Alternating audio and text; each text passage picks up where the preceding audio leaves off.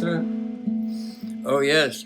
I fell in the woods when walking my dog.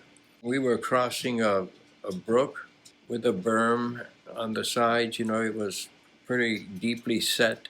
And as I was walking up the other side, then I couldn't make it. It was too steep. It turned into probably like a ladder, you know. And I fell back.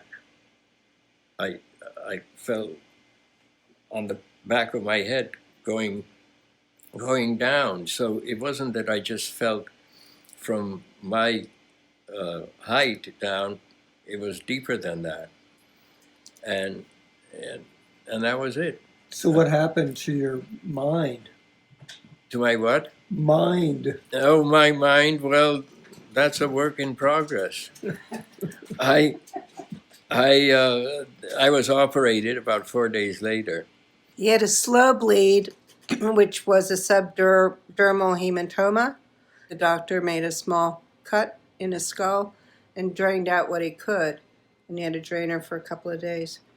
But he was going in and out of not knowing who he was and speaking Czech, and then he spent another week and a half at Bryn Mawr Rehab, where they worked with him, and it affected his right side. That's what happened, and it's just a slow recovery. The space is filled back in, but he gets these chunks missing from him. What are the odds that this movie will get finished? When will? No, do you think it will get finished?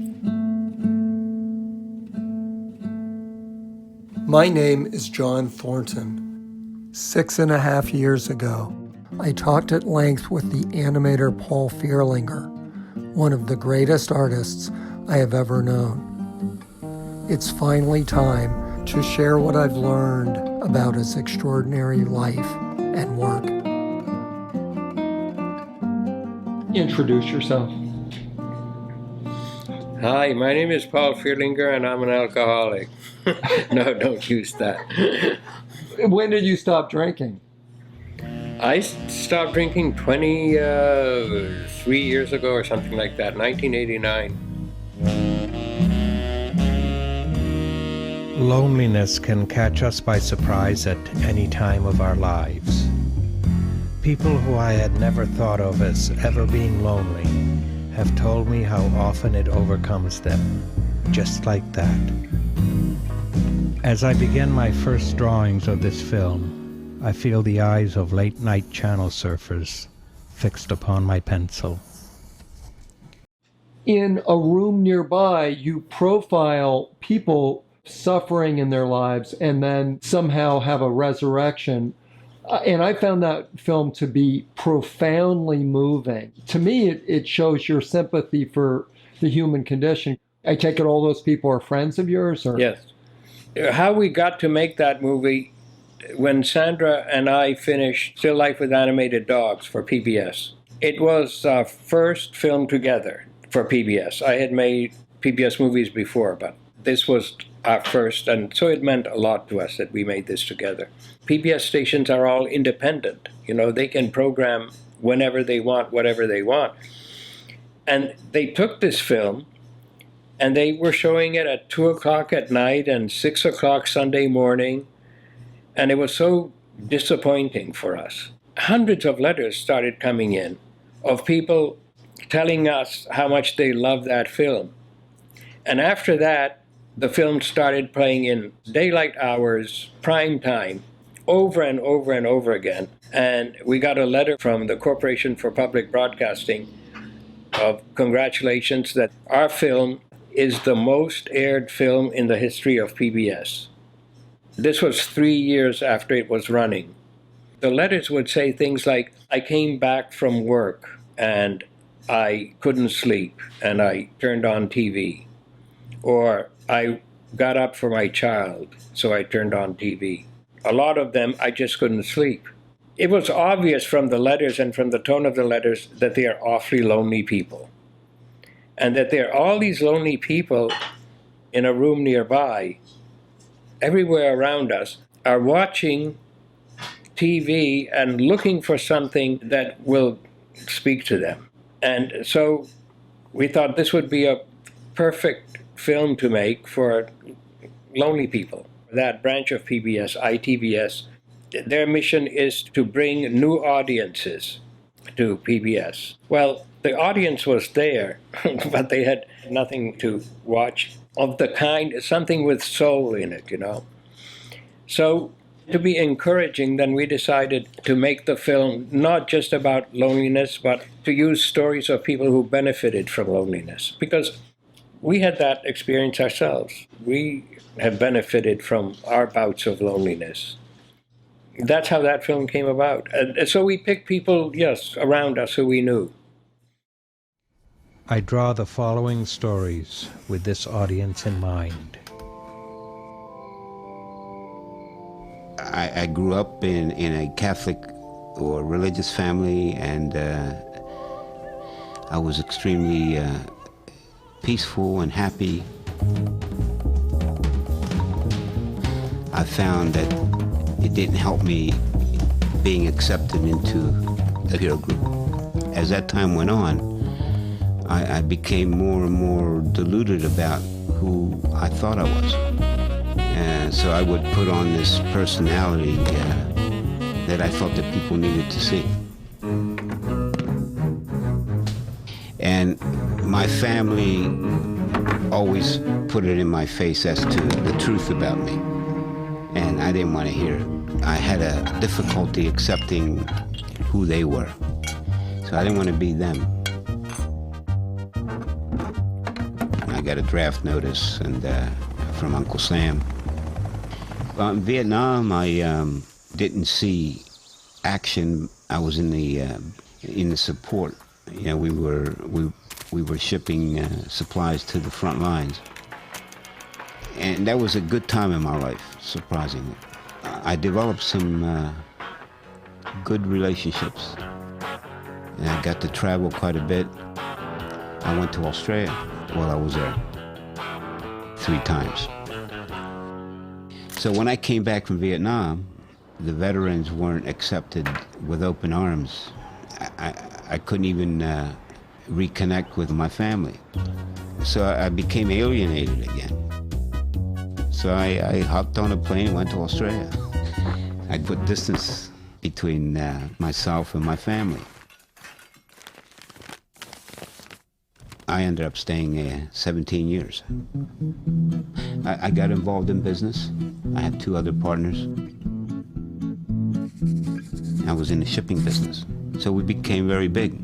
You know, we had something like 13 branches in Australia and New Zealand, so that I had to travel quite a bit. And traveling, you know, it's fraught with spending a lot of time on your own. When you're on the plane, when you're in the hotel. So you're always seeking out companionship. And in 1985, we sold our New Zealand operation, which was like 8 warehouses and offices. You know, I was on top of the world. All that money in my hands was danger. And I got this very luxurious apartment on the right there overlooking the Sydney Harbor and the Sydney Opera House. Nice car, lots of money, and I had squandered that whole wealth through crazy living. Then I met a lady of the night, quite attractive, and I extended myself to spend a weekend. And that was a costly exercise, and I wrote a check that I couldn't cover. And it bounced. Then third phone call, they said, you know, if I didn't come up with some money, they were going to break my legs. And I believed them.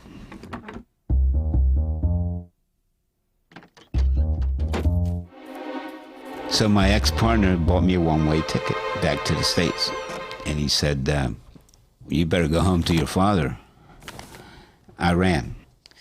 So when I came here, I mean, nobody knew that story. And it was difficult to face, and I continued to lie. I was stuck with myself. I became a lowlife. Anyway, my sister got married. So we're sitting around the living room and we're watching these videos. And there was this young teenage girl there, 18-year-old girl or something. And I'm chasing her around like, here I am, 47 years old, drunk. When I saw the video, I had this moment, this window, where I saw that I needed to change. So all those years, you know, I hadn't been quiet enough to allow myself to hear myself, you know. And I started to talk to that part of me where the spirit exists. And when I started to do that, my honesty came back. A few days later, Domingo called us to finish his story over the phone. He said that after he returned home from his sister's that night, he went up to the roof of his house and gazed at the stars. He then had what Carl Jung once called an oceanic experience, during which a person will feel as insignificant as the next speck of stardust, yet will be fully aware of the grandeur of the universe of which he has just become a participant. Domingo understood all in a split moment, the unimportance of possessions, the meaninglessness of his life's squabbles, and the emptiness of his desires, because he now had a heartfelt yearning to become a better person. He first put his physical surroundings in order, keeping only those things he needed to make a new start. Since then, he never bought another car, another drink, or someone else's life. His loneliness was gone. Sandra and I met Domingo only after he had carried out the garbage of his mistakes, and this is the Domingo we know today, and we are good friends. Our need to seek money, possessions, and status is instinctive by nature and serves the purposes of the preservation of our species, but only while we are young. Because nature is always changing, and when a person ages without changing, he falls outside of nature and grows lonely. It seems to be evident that in our culture of prosperity, anywhere we might be, there will always be someone lonely in a room nearby. So this is how my life used to be a couple years ago. I had to walk about 8 city blocks to get from my job to home, and I would intentionally take the long way home. This is the most excitement that I really had in that time. I would come home to my empty, kind of pretty lonely apartment and dull lifestyle. Same thing every day. Sit there. One day I was home a little later than usual, and I heard some sounds that sounded like spray cans, and I snuck around over by the corner of the side of the building I live on, and I saw some people there. And they were actually painting the building that I lived at, and I walked up to them, and so I asked to hang around and follow them if I could, and they let me. So from then on, my work days were different. I could just come home and eat really quickly and get out of there. Stop by a couple cafes and then meet up with my friends my new friends at about 10 o'clock at the park. We just wait around at the benches and then go off once we met up to go paint. You're always in this in-between stage of very excited as well as scared for your life, and you have to be ready on a moment's notice to drop your things and run away and maybe get caught. So one night we were painting over by the bridge, and I thought I heard a noise, but I just kept on painting. We all did. There's a lot of homeless people that hang around that area, so they don't usually bug you. And we just kept painting, and then suddenly we saw a light, and we realized it was cops or security guards. So we all took off in several directions. And when I was running away, I heard two of my friends get stopped. And I just didn't look back. I just kept running. And I went home and found out the next day they got arrested. I realized that if my work found out, I could lose my job, and I decided not to go out bombing anymore. Then I was back to where I started, that I had to go back to my empty home again and face the apartment and myself. So not wanting to go back outside, I did what I had just learned to do and not be afraid anymore. That I could face my thoughts, and that I enjoyed letting my mind take me where it would go, and I could find a way to express it through art instead of constantly running away from myself. The young Asian woman who became a graffiti artist, that ended with her becoming an actual artist as a way to deal with her lack of meaning in her life. Is that somewhat autobiographical? I have to laugh because we're looking at each other with Sandra. It's all made up. Very unfortunate. It's a good discussion when I show this film to my students, or even at a film festival or something, and during the question and answer period, we tell on ourselves. So that part was not true? No. It starts a good debate about the importance of truthfulness in an animated documentary. But it wasn't technically a documentary. I think people saw it. There you go. Yeah. The Australian guy who spent all his money on the hooker. True. That was probably my favorite, because the range of experiences he had, and then he ends up being happier as a lower station in life than he ever was as the big tycoon in Australia. Well, most of them are friends of ours from AA. Most, but not all. One is a childhood friend of Paul's. To be a displaced person is to be the archetypical lonesome soul. I was born in Japan, spent my childhood in the US, lived in Czechoslovakia for 20 years, and then returned back from Czechoslovakia in 1968. This has led me to meet many displaced people over those years. Some of them eventually made their way back to their old countries, but they found that their countries had changed. So now they know they will forever be displaced, no matter where they choose to live. And that's why it has been said that you can never go home again.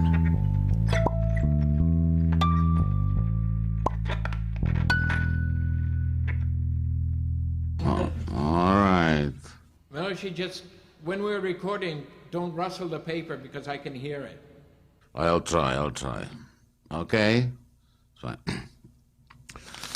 Well, until recently I suffered the real loneliness only when I was separated from people I love. What I didn't realize was how much this applies also when it comes to the animals. One day, it was in early spring, my dog, a coonhound, disappeared. This was not the first time the dog ran away. He was rather a disciplined dog. Sometimes he was gone for hours, but he always came back home. This time he didn't. I walked around my house calling his name in vain.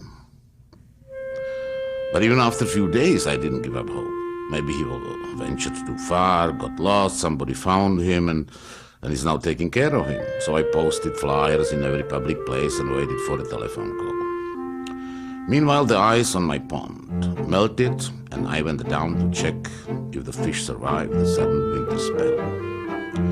And there, in the pond, I saw this horrific apparition. At the side of a floating platform submerged in the water, his beautiful eyes looking at me, was my dog. Inexplicably, I turned around, went back into the house, sat down, and played solitaire for an hour or two in total denial of what I just saw. Slowly, I convinced myself that I was just hallucinating.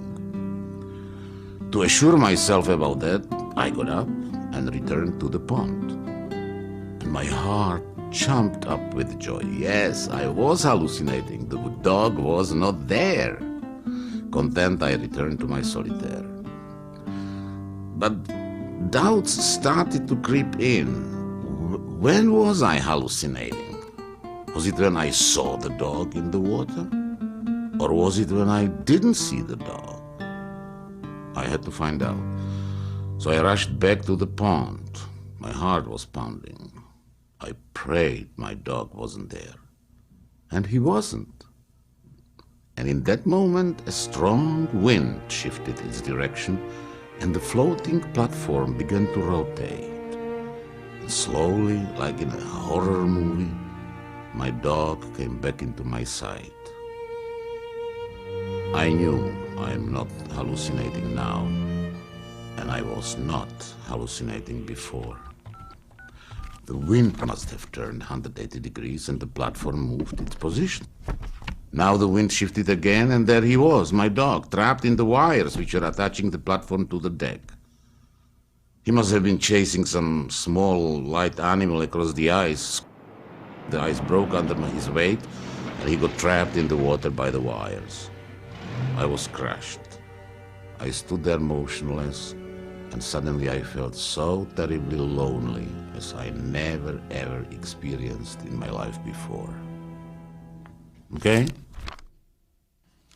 So what happened then? How long were you lonely? Well, I never really, overcome the loneliness particularly attached to this dog, because that image, him struggling, I just can't overcome it entirely, no. And dog is a wonderful companion which somehow protects you against feeling lonely, even when you have all the reasons feeling lonely. Could you give me an example of that? A reason? What would be a reason? Well, the other reasons are, when people disappoint you, people whom you considered friends, people you loved, and discovered that friendship was not what friendship for you means. Milos, you said something about solitaire. It takes your mind of everything, and you have to concentrate on something which you don't have to really think, hardly about, and keeps your mind occupied, So, because you feel you can't, and you don't want to really share this unsolvable, dark problems out of your mind by talking about them, So. So, wouldn't it be better if you talked about it? Well, I don't know about that. In a strange way, the feeling of loneliness is always caused by some kind of a internal disaster in your mind or heart or soul, And the best way to overcome it, if you are lucky enough to get hit even by bigger disaster. For example, if you break your leg and you have to see a doctor, and suddenly you have to take care of your body and not of your soul or your mind, There is always a mystery attached to everything good in life, and so it is with loneliness. Because loneliness carries within itself the gift of introspection, which we can benefit from if we have the desire to do so.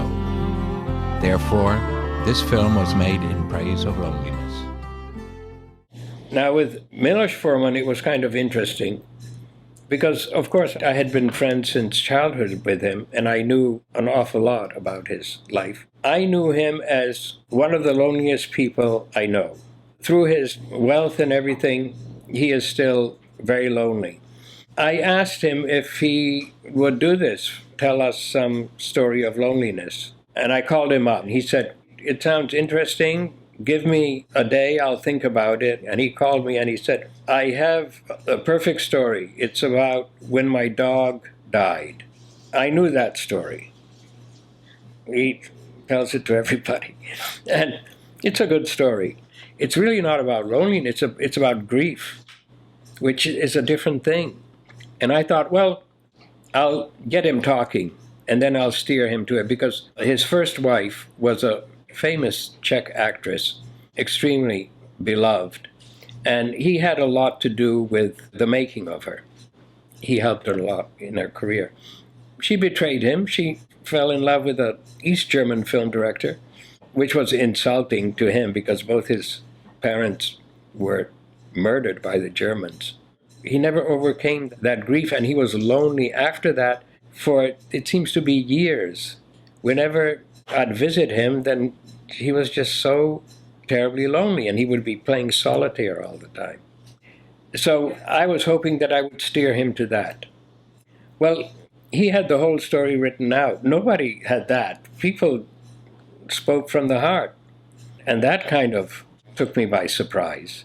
When I saw that he's going to read it, I said, Miloshi, you've told this story so many times. Why do you want to read it? You know how to tell this story. I said, oh, I don't trust my English, and I would prefer to just read it. So he started reading it, and I was just thinking, how am I going to draw this? Because to me, he had an obviously reading voice. I thought, well, I have to show him reading it. And just before he started reading, he rattled the paper in front of the microphone, and I reminded him. I said, Moshe, be careful of that paper when you're reading it, because, yeah, I'll be careful. And he was careful. He never did. So I put the rattle in there myself. And everybody laughs at it. Do you remember seeing? It's a gag that works. And the funny thing is that when he saw it, he never objected, because it was easy for him to believe that he had caused that noise. He has never dealt with his loneliness.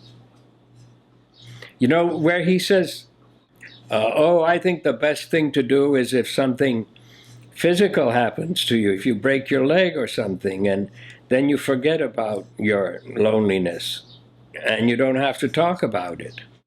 Oh, Sandra wasn't there during the recording. We made all that up. Yeah, we made all that up. Sandra said, which we recorded post. Why do you play solitaire? Oh, why do you play solitaire? And he would say, so you don't have to talk about it. So I end with him being in the hospital, and he's playing solitaire. So he gets himself out of the funk, but he's never dealt with it. And the whole film is about introspection, if you think of it.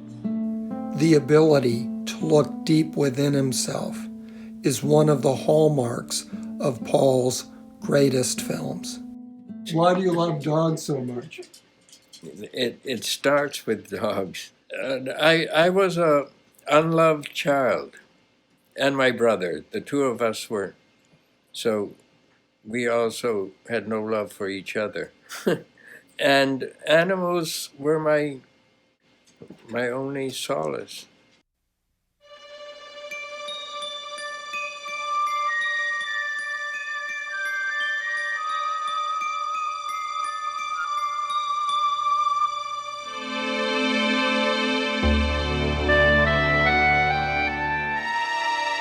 I have learned that the only time to live is in the moment, that yesterday cannot be changed, and tomorrow is yet unborn.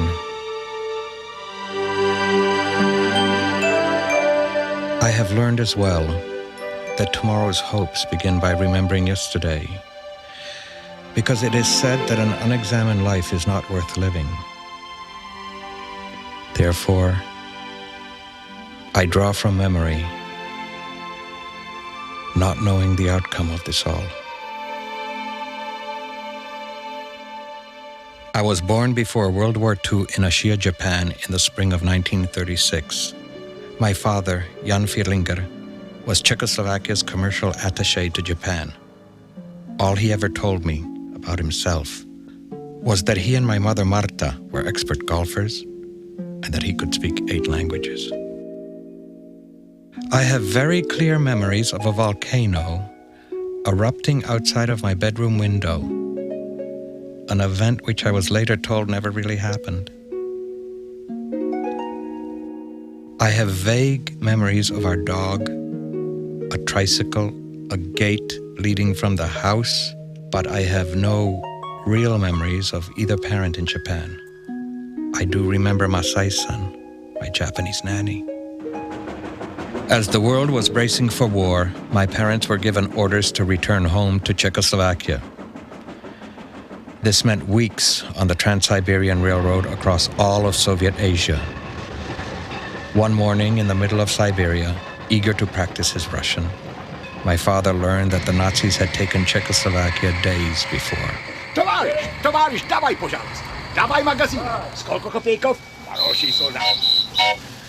The war was on. We had no place to go. What will happen to us? Co jenom bude s Benešem? What will happen to Beneš? Pavle, přestaň. I've had enough. Look what you have done again. Zdeněk nám řekne, co máme. Zdeněk will tell us what to do. Zdeněk Fierlinger was my uncle and 10 years older than my father, a seasoned politician.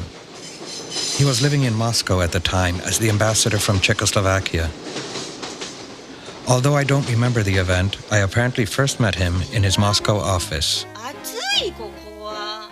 Your boy, he doesn't speak Czech? It's nothing. Just a stage.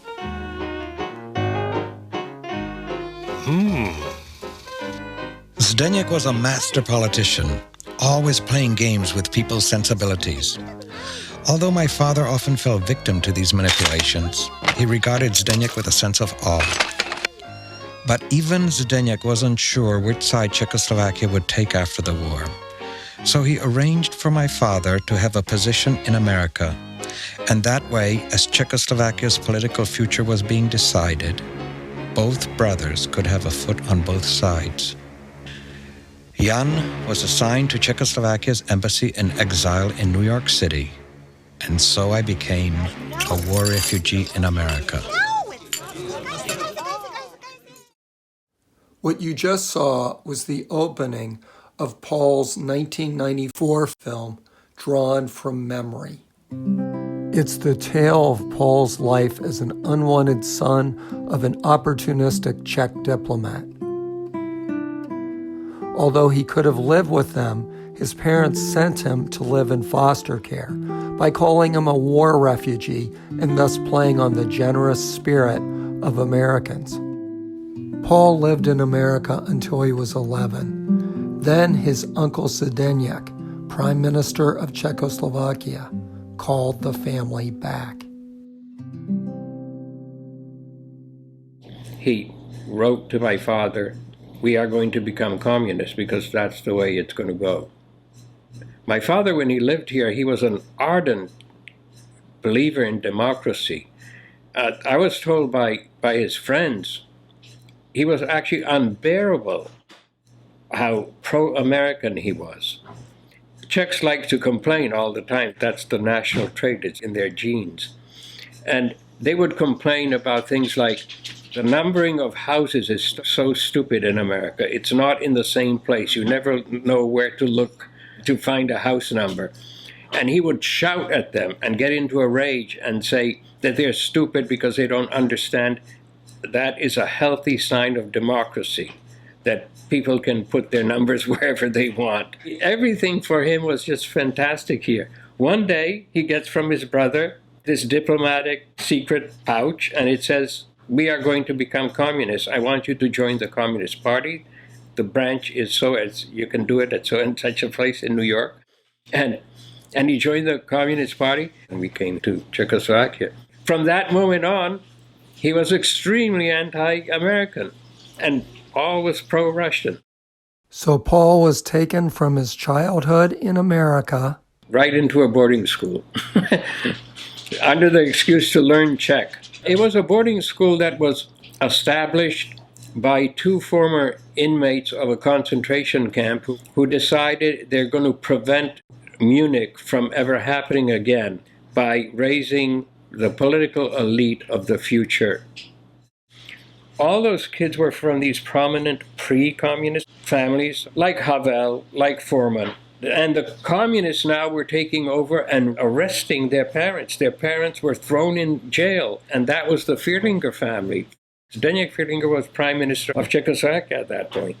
And here they have this little Fierlinger brat next to them in bed, and their parents were last night taken to prison for no good reason. I had been accepted into that school not because I was an exceptional student. I was not at all. I was a very bad student. It was only because the two guys who started the school wanted to save the school by taking in communist brats. There were a few of us there from prominent communist families. And of course, everybody, all the other boys hated us. I understood why. I had no resentment towards them. I was ashamed of my family. I had resentment toward my father. I never took advantage of that name, and it would have been easy. We were the only Fierlinger family in the country. So it was an instantly recognizable name, which made it very difficult for me to grow up. We didn't know that word. Nobody used it back then, but it left me depressed. Cartoons and animation were his refuge. I was 12, terribly homesick for America. It was something American to do, to draw cartoons.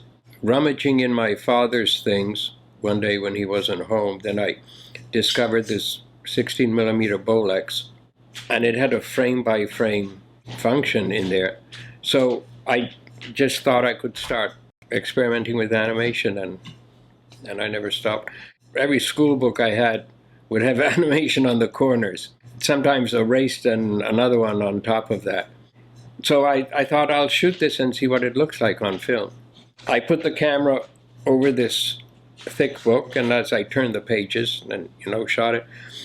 And then when it came back developed, then it slowly went out of focus, because I had focused it on the top page. And it didn't have much of a depth of focus. And that taught me a valuable lesson for life, and that is that I had to have somebody explain this to me, and all sorts of other things about cameras. Then I realized to be able to do this, I have to know a lot about technology. So I started looking at things and asking questions. And that stuck with me also for the rest of my life. I always made sure that any kind of money I got for my work, I would use a chunk of it to buy another piece of equipment. And it wasn't that I was an equipment freak. We had Marxism in school. To have power over your work, you have to control the means of production. And if you own the means of production, then you can start exploiting the proletariat, which I thought was always a good idea. By proletariat, Paul means the zombie-like citizens of Czechoslovakia under communist rule. This episode from Still Life with Animated Dogs gives a pretty clear idea of the nightmare of life in a totalitarian country. When I was a young man, I was forced by political circumstances to live for 20 years in communist Czechoslovakia. I rebelled in many self-destructive ways, and when I went to bed, I was often too angry and too depressed to undress or even take off my shoes. I kept a dog, which complicated my life, of course, but just to make things a little harder, I named him Roosevelt. There was no lock or even a latch to the attic room where I painted strange paintings and where I slept, and all these things were against the law, so it meant that I could start each day breaking lots of rules.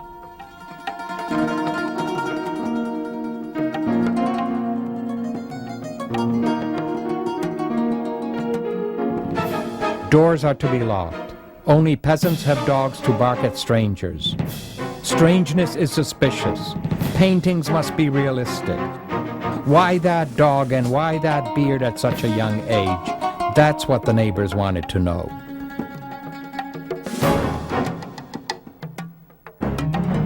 Saneness and class hatred was the law of the proletariat, a simple rule to follow since there was little to sell in meager stores. With my dog and my beard, I made myself an easy target to be hated by the masses. I sometimes limped just to stand out some more.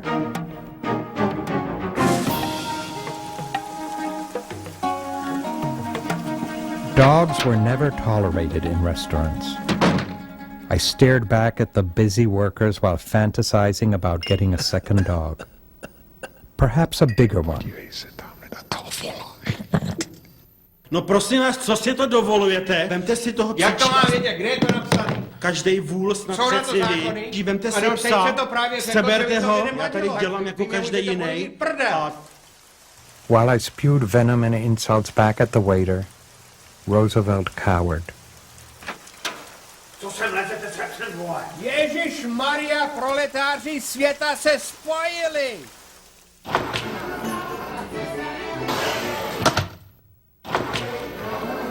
But whenever someone walked through the door, Roosevelt fixed his sight beyond the entrance. He had mastered an uncanny ability to precisely determine when all the players were best lined up before he made his move. Then, all of a sudden, he would make a dash for it. Roosevelt, it seemed, understood that my loud belligerence only brought too much attention to the two of us. He knew how to stay out of the spotlight and sneak into forbidden places without being noticed by anyone. He taught me a valuable lesson back then. When it comes to authority, get sneaky and do everything under the table. It never failed him till the day he died.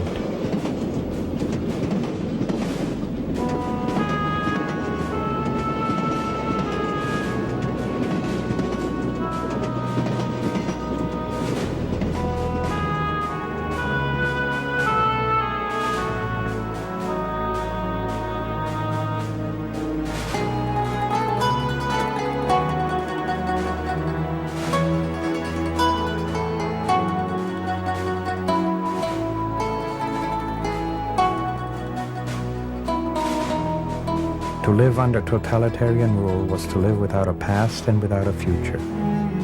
When the past has been robbed from you, and the future is a lie, you can't just begin to live in the present. You merely exist.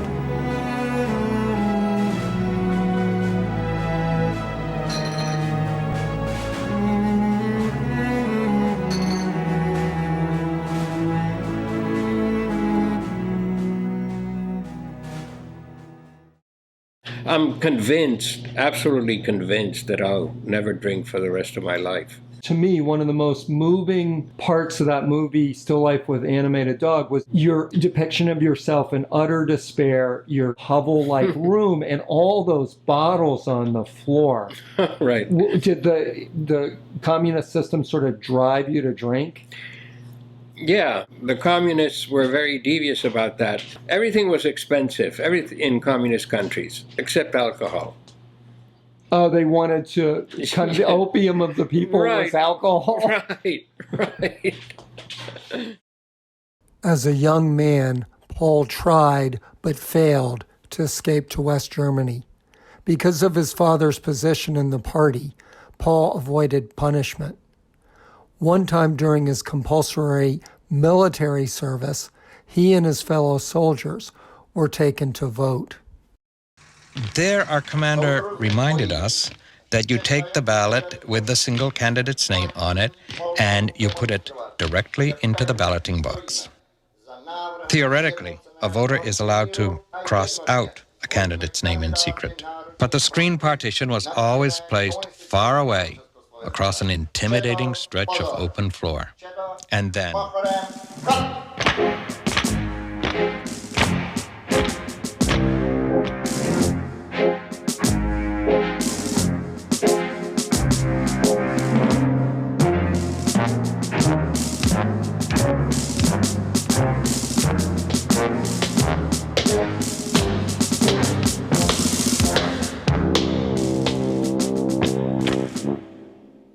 This pencil, the one that was in there, it's broken. Would you please replace it? Have one of the comrades find out. Here, but make sure you give it back. I've looked into it. He's a Fierlinger. Oh, what do you mean by a Fierlinger? You know, a real one. What other kind of thing? The pencil, give it back. It's back there. So somebody else can use it. I received a relatively mild sentence of up to 1 year in the stockades for deprecating the Socialist Republic's free election process, for inciting to riot, and for disorderly conduct in the presence of civilians. The Trutnov Penal Unit was an untraditional outfit where less emphasis was put on hard labor and more on experimenting with some very odd brainwashing techniques. For instance, one time we were made to watch an American movie called Little Fugitive. It's a tender story about a 7-year-old New York boy named Joey who gets tricked by his older playmates into believing that he has accidentally killed his brother with a real gun. Joey panics and runs away from home, where he spends 2 days and a night on Coney Island Beach. Your brother. Yeah, you shot him, Joey. I did. That was me, I told everyone during the organized discussion. I lived there and I know that beach. Our political officer was totally unprepared for my American experience. Oh, the summers are so warm and the sand feels so cool between your toes, I kept saying. And the subject of American decadence was lost. And we talked about clamming and sailing and pretending to be a lifeguard. In 1967, Paul forged papers and was finally able to escape to Holland. After the Soviets invaded Czechoslovakia during the Prague Spring of 1968, he could at long last return to his beloved childhood home.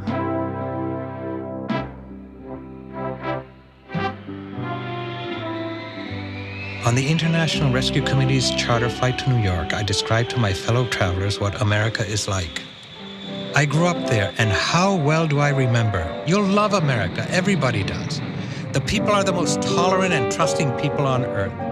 Americans always leave the keys in their cars and don't lock their houses either. And stores deliver groceries right to your kitchen table, even put food in the icebox. And men take their hats off in the elevator when a lady steps in. And even at home, American men stand up when a lady enters.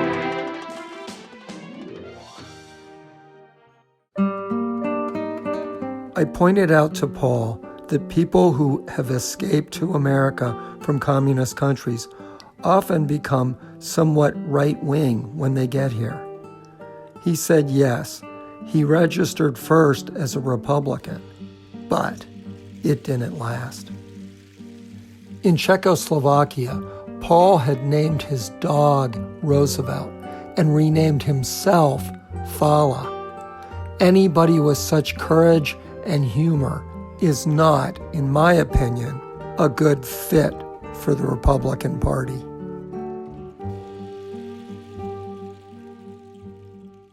How did I become a professional animator? First of all, my motivation was I hated physical labor, and for good reasons. As school children, we were always forced into physical labor in Czechoslovakia, all communist countries. In the fall, we had to collect hop, tearing down these prickly vines. Just incredible work, hard. I worked in the stone quarry when I was 15. We had to pick up rocks by hand. In the army, I had to do it too. And they used the military for harvesting. And it's all slave labor, really, and child slave labor. That's the worst of it. We didn't get paid for it or anything. Collecting in the fall sugar beets, pulling them out of the muddy ground and banging them together. And it was just awful, awful work. I'm not kidding when I say that my strong motivation was to not let this happen to me for a living. And I could draw well, always. I could draw well as a kid, so I knew that it's going to be something like that, animated film. I didn't have the school for it. Animation schools didn't exist. A part of the applied art school, they had a department of animation design to become character designer of animation, but they didn't teach you how to animate. I didn't get into that school for lack of talent. I didn't pass the talent test. I just decided that I'm going to do this on my own. This was 1958 when I made my first little film. It was a commercial for money. A film was a state monopoly. You could not own a camera, a 35 millimeter camera. It was against the law to be a private filmmaker. It was just an absurd thought. But there was a loophole in that law. 16 millimeter film was amateur format. You couldn't do anything with it. There was no venue for 16 millimeter film except a home projector. Then television came along, and suddenly 16 millimeter film was the format of television. Because it was cheaper, the labs were less elaborate, and they could have it right in the studio and so on. I was at that point a registered state certified artist. You have to pass a test for that to become a freelance artist, somebody who is allowed not to work. The communists were very proud of themselves as having worked for everybody. Everybody had to work. That was the law. From a certain age, you had to either go to school or in the army, or you had to find a job. And it was in your inner passport what your job is. And if there wasn't that rubber stempel there that such and such was your employer, then they would take you to the police house and you would be labeled a parasite of the working class and thrown into jail if you didn't have work. That's being a parasite. Artists were allowed to be parasites, I guess. But you had to be certified. And the hardest part of that was you really had to be good at it. That was an oddity in this society. You were judged by your peers. And there was a committee of old artists who really took this seriously. So I had a 16 millimeter camera, and I started making films for television, which to their great surprise, they said, I guess this is legal, right? You could be doing this for us. This is great. They loved it because I was cheap, of course. Up till then, they had to give out all their work to the state-owned company, which charged them full price of the whole studio. Were you doing commercials or were you doing TV shows, like kids shows? All of that. All of that. A lot of instructional films. I did a lot of coal mining films because you couldn't get into it was dangerous to go into the coal mines with hot lights and everything. So the easiest way and the most instructive was to use animation. The coal mining films were my bread and butter work. Now, do you still have those? No. Do you have stills from them or anything? No, I save nothing. If it wouldn't be for digital technology, then I wouldn't have even what we did last year. We don't save anything. Sandra and I would take boxes and boxes of cells, of drawings, out to the dump. Where do you put it? Where do you store this stuff? And why keep it around anyway? And film becomes so old so quickly, as you know. I don't mean just technically what happens to the material, but I don't think I'm proud of any film older than 2 years. I look at these films today and know that I can do them better. Why do I want to keep them around? The amazing thing is, I don't even think Paul is kidding. You can watch many of his films on the Vimeo page of Paul and Sandra Fierlinger, and I urge you to do so. They are all infused with the soulfulness that attracted the insomniac PBS fans of Still Life with Animated Dogs and A Room Nearby. And though animation technology has advanced, its core principles are unchanging. Look at the wonderful visual rhythms and morphing transitions in this 1999 film for children. Big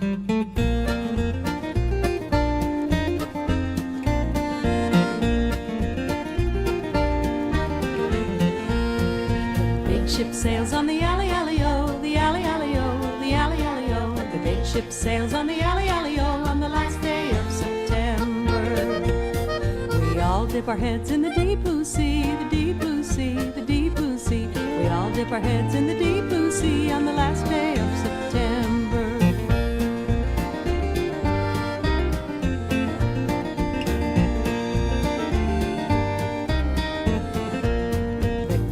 said this will never, never do, never, never do, never, never do. The captain said this will never, never do on the last day of September. The big ship sank to the bottom of the sea, the bottom of the sea, the bottom of the sea. The big ship sank to the bottom of the sea on the last day of December. The big ship sails on the alley, alley-o, the alley, alley-o, the alley, alley-o. The big ship sails on the alley, alley-o on the last day of September.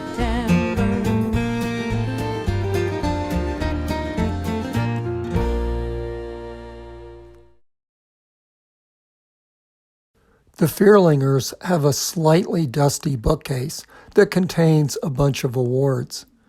There's this odd one of a Canadian Mountie, another that looks like a zucchini, and one that has some naked women doing calisthenics. These are animation pegs. This is best commercial. Prize applied anime. Oh, applied animation. Jupe Gesink? You won a Jupe Gesink prize? A Jupe Besink. Gesink. Both Paul and Sandra received Thumbs Up awards from the 2011 Ebert Fest for My Dog Tulip, and Roger Ebert wrote a terrific review calling out Sandra's wonderful work as the film's colorist.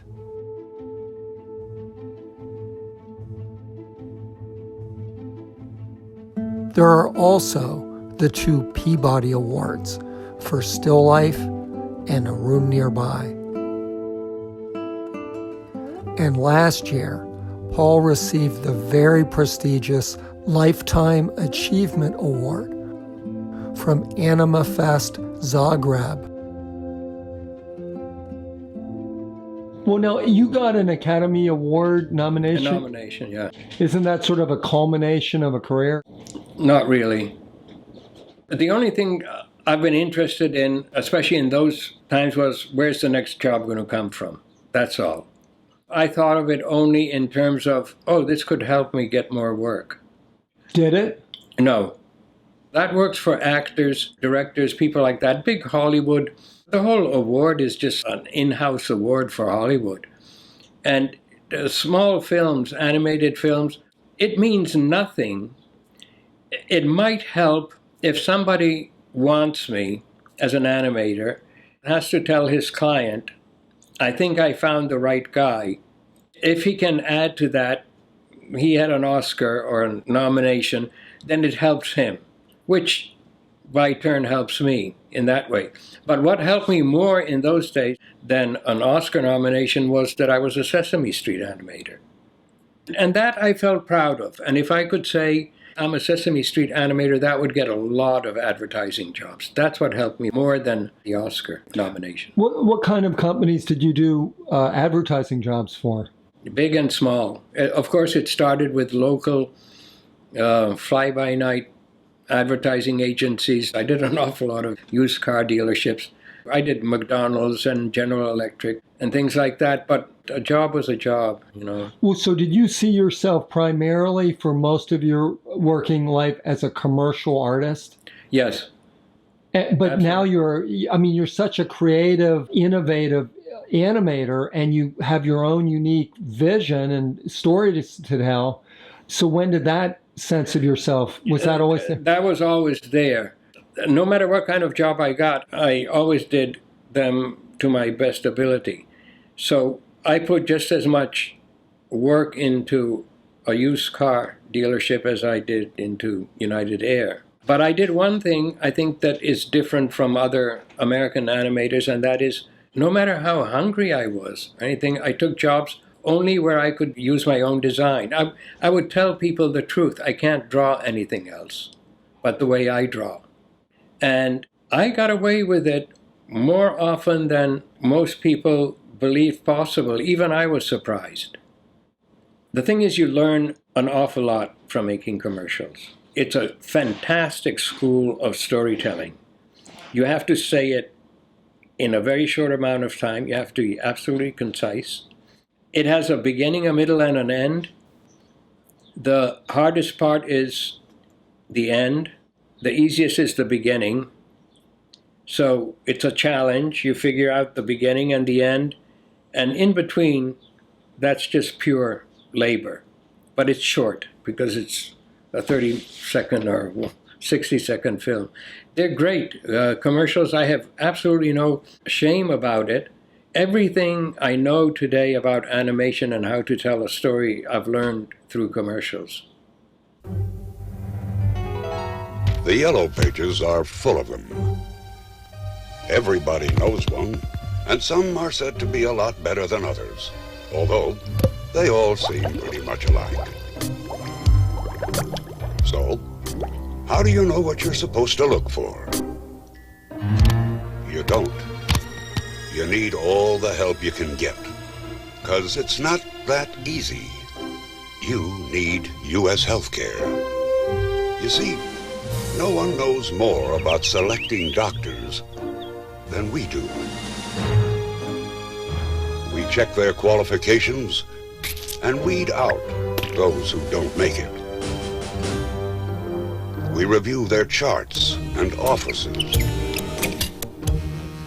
We look into their backgrounds.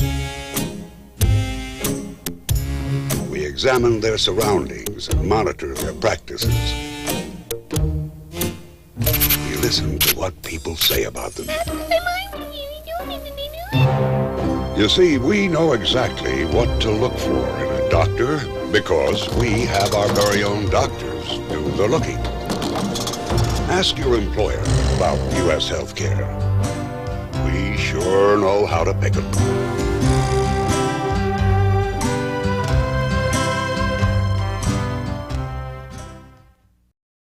There are so many things I love about that commercial. It only played once on TV. An outraged letter from the American Medical Association put the kibosh on it. Sandra Fierlinger's voiceover of patient feedback was brilliant. And the enormous corporate apparatchiks with their total power over doctors and patients could only have been conceived by a survivor of totalitarian rule. When I asked Paul about this, he said yes, but he was more inspired by the great Czech writer of nightmares, Franz Kafka. Now, how long have you two been married? What is it, 28 years? 28 years? Time tumbled onward, and I needed about 10 more years to sort out my life.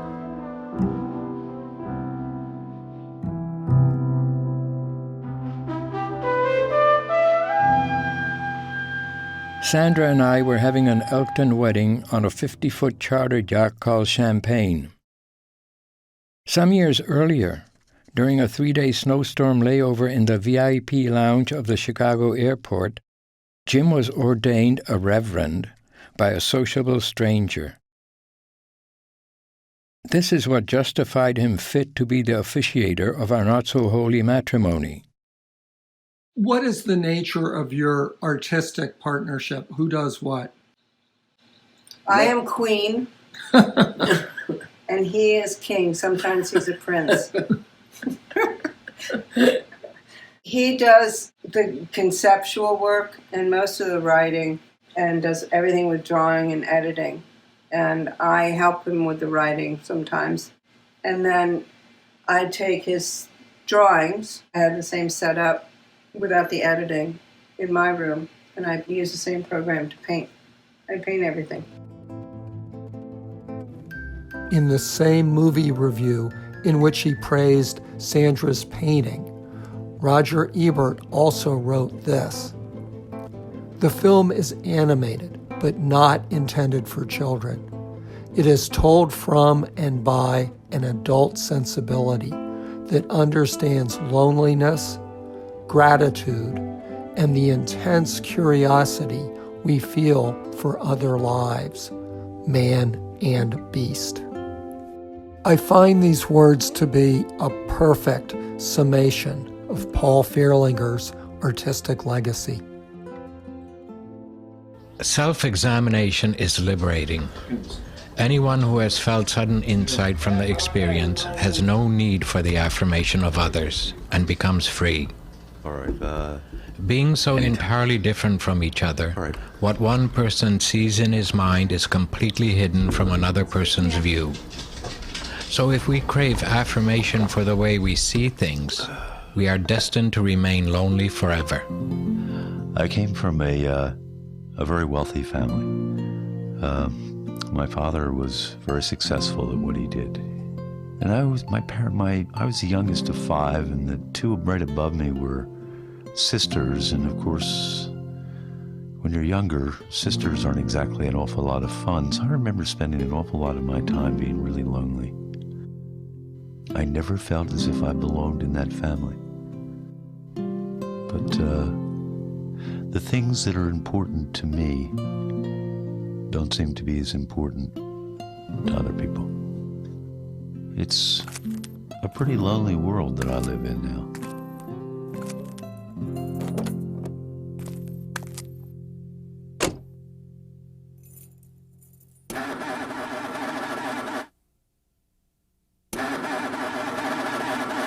When I was about 5 or 6, when we lived out in the country, and all my older brothers and sisters would go off to school, I would climb over our fence and go down to sit on this big pile of boulders. And those were about the happiest times of my childhood as I look back on it. I mean, down on this pile of boulders.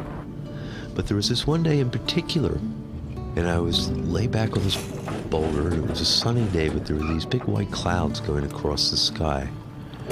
But I had this feeling that I was a part of something that was just so huge, just something totally beyond comprehension, but something so incredibly beautiful, and that I was a very, very, very, very, very, very tiny piece of this thing, and at the same time, I was a very, very important piece of this thing.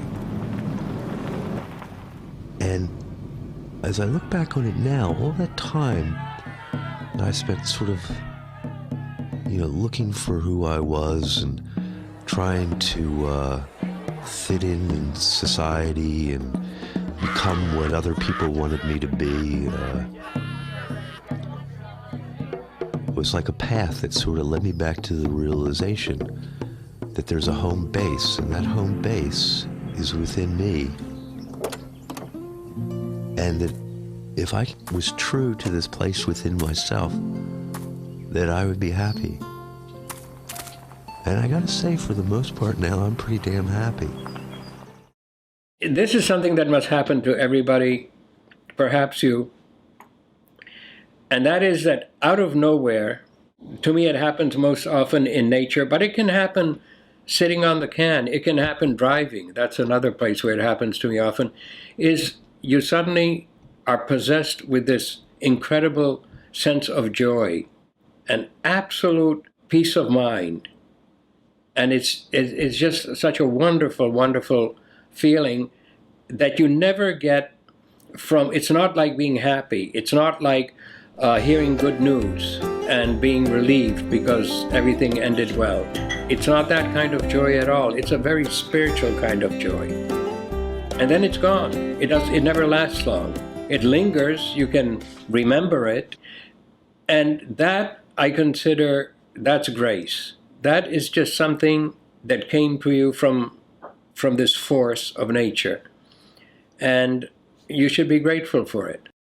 I am deeply grateful to have become friends with these marvelous people and to hear the good news about their new movie, King of the Rest. So, Paul, do you think it will get finished? Oh, yeah. What I'm working on now is the 3rd or 4th scene from the end. I am grateful for Paul's mellifluous accent, which makes him so fun to listen to. If you detect a bit of a brogue, it's because the Czech language is linked to Gaelic. In fact, one Irishman once said, "Well, I would guess that you're from Dublin."